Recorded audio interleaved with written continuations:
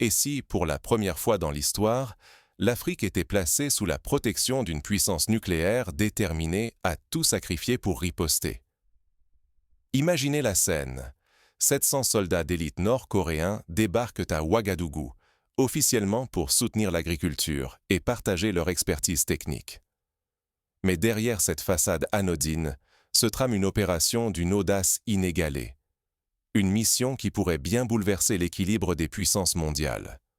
Leur objectif véritable n'est pas de conseiller sur la culture du riz ou du maïs. Non, leur mission est bien plus périlleuse. Garantir la sécurité et la vie du capitaine Ibrahim Traoré, figure montante du Burkina Faso, cible potentielle d'assassinat commandité par la Central Intelligence Agency. Pour la première fois, Pyongyang va plus loin que son dogme traditionnel.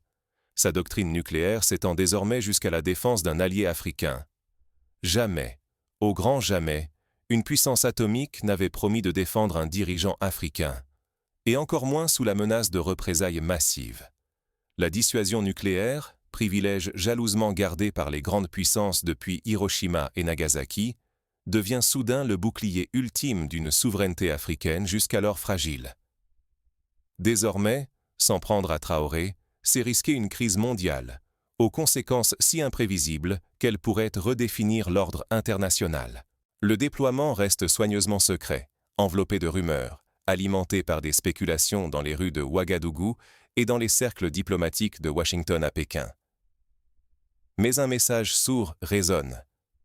La sécurité d'un chef africain est désormais garantie par la force la plus redoutée de Corée du Nord. Si cette protection venait à faillir, l'assassinat de Traoré pourrait non seulement plonger la région dans le chaos, mais aussi provoquer une escalade nucléaire susceptible d'emporter l'ordre établi.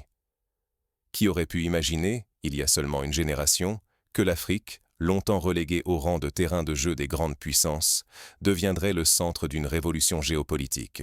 Par quel enchaînement de circonstances la vie d'un révolutionnaire africain s'est-elle retrouvée entre les mains des unités les plus secrètes et disciplinées du régime le plus fermé du monde?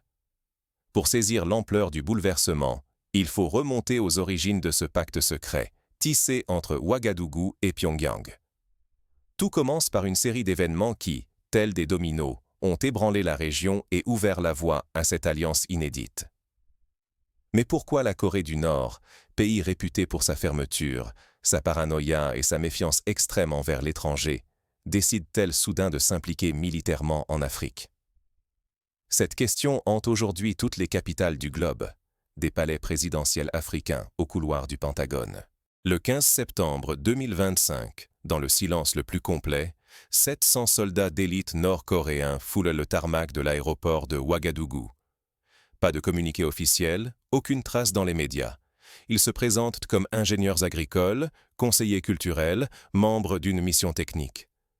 Mais sous ce masque, ce sont les meilleurs éléments des forces spéciales, triés sur le volet pour leur loyauté et leur efficacité, venus pour une mission unique: assurer la survie du capitaine Ibrahim Traoré, président du Burkina Faso, face aux menaces de mort orchestrées depuis l'étranger.